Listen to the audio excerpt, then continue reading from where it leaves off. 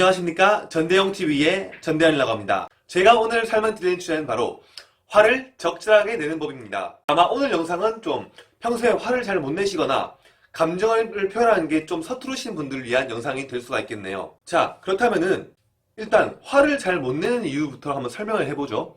대부분의 경우에서는 두 가지 이유일 것입니다. 첫 번째는 바로 내가 지금 화를 내면은 이상한 사람으로 보이지 않을까, 예민한 사람으로 보이지 않을까. 두 번째는 지금 내가 화를 내면은 이 사람과의 관계가 파괴되지 않을까. 거의 이 두 가지 이유 때문에 화를 잘 못 내시는 경우가 굉장히 많을 것 같은데요. 자, 그럼 제가 이제부터 화를 내지 않고 감정을 표현하지 않으면 어떻게 되는지와, 그리고 어떻게 하면은 감정을 적절하게 표현할 수 있는지, 이 두 가지에 대해서 설명을 좀 해드리려고 합니다. 자, 먼저 감정을 적절하게 표현하지 않았을 때, 즉 화를 내지 않았을 때 생기는 문제점에 대해서 먼저 말씀을 드려보겠습니다. 예를 들면은 이런 상황이 있겠죠. 저는 대학생이니까 제 상황으로 한번 예시를 들어보겠습니다. 만약에 친구들과 잘 얘기를 하고 있는데 갑자기 어떤 친구가 저한테 이런 장난을 칩니다. 야, 너 못생겼다. 너 바보 같다. 이러한 저한테 뭔가 좀 듣기 꺼름직한 장난을 칩니다. 이때 화를 잘 내지 못하는 사람 같은 경우에는 이렇게 반응을 해요.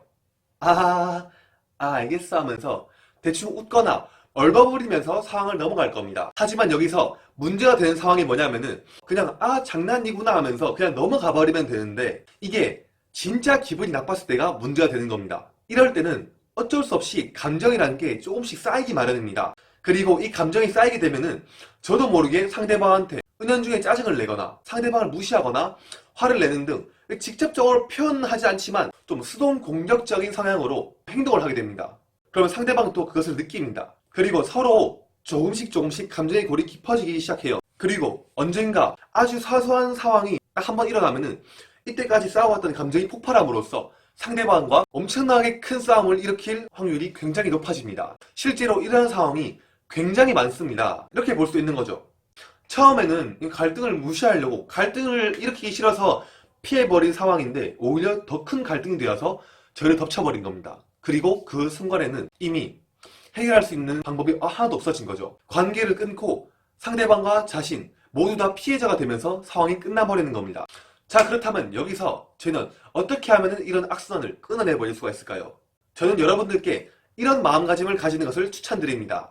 바로 갈등을 피하지 않는 것, 즉 자신과 상대방의 관계에 책임을 지는 그런 마음가짐을 가지라고 부탁드립니다. 이게 어떤 건지 제가 설명을 좀 드려볼게요.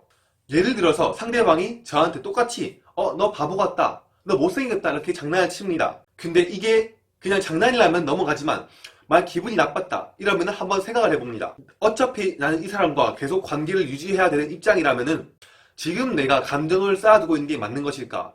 지금 내가 감정을 쌓아두고 그냥 넘어가 버린다면 이 사람은 내가 기분이 나쁜지 모르고 계속 나한테 이런 장난을 칠 텐데 난 그것을 모두 감당할 자신이 있을까? 그리고 이것을 통해서 내가 폭발하지 않을 자신이 있을까? 즉 지금 이제 불편하다고 피해버리는 게 아니라 나중을 본다면은 내가 이 감정을 표현하지 않고 그냥 행동하는 게 맞는 것일까? 이렇게 좀 더 미래를 보고 앞을 보고 생각을 하는 겁니다. 근데 여러분들 말할 때 주의해야 될 점이 있습니다. 보통 화를 잘 못 내시거나 감정을 표현하는데 미숙하신 분들은 이러한 실수를 많이 범하세요. 화를 내고 감정을 표현하는 게 무조건적으로 분노를 터뜨리거나 공격적인 행동을 하는 것만이 화를 내는 것이라고 생각을 합니다. 하지만 여기서 화를 낸다는 것은 절대 이렇게 극단적인 행동을 하라는 것이 아닙니다. 그냥 자기 자신의 마음을 그냥 솔직하게 말하는 거예요. 예를 들면 이렇게요. 철수야, 근데 진짜 미안한데 물론 네가 나한테 장난을 치는 게 나를 무시해서 그런 게 아니라는 거 안다. 하지만 나는 그 말을 들을 때마다 정말로 기분이 나쁘다. 그러니까 앞으로 나한테 그렇게 해주지 않았으면 좋겠다. 이렇게 담백하게 제 감정만 얘기하는 겁니다. 실제로 자신의 감정을 표현하는데 그렇게 극단적인 행동을 할 필요가 없어요.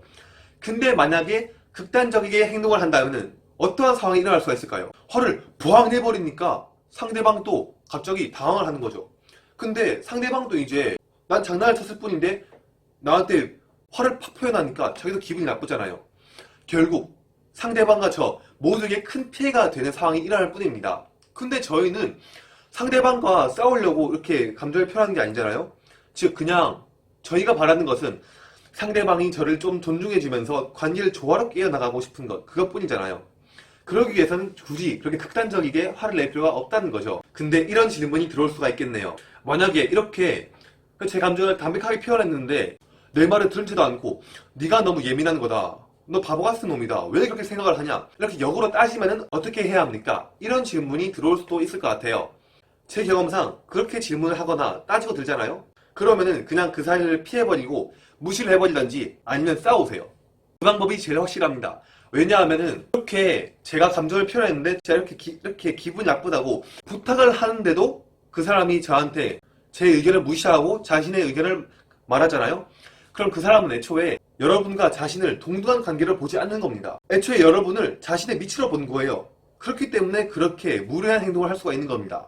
그냥 싸우거나 무시하는 게 제일 좋은 방법인 것 같습니다. 자, 그렇게 오늘 영상을 한번 요약해보면은 딱 두 가지가 있겠네요.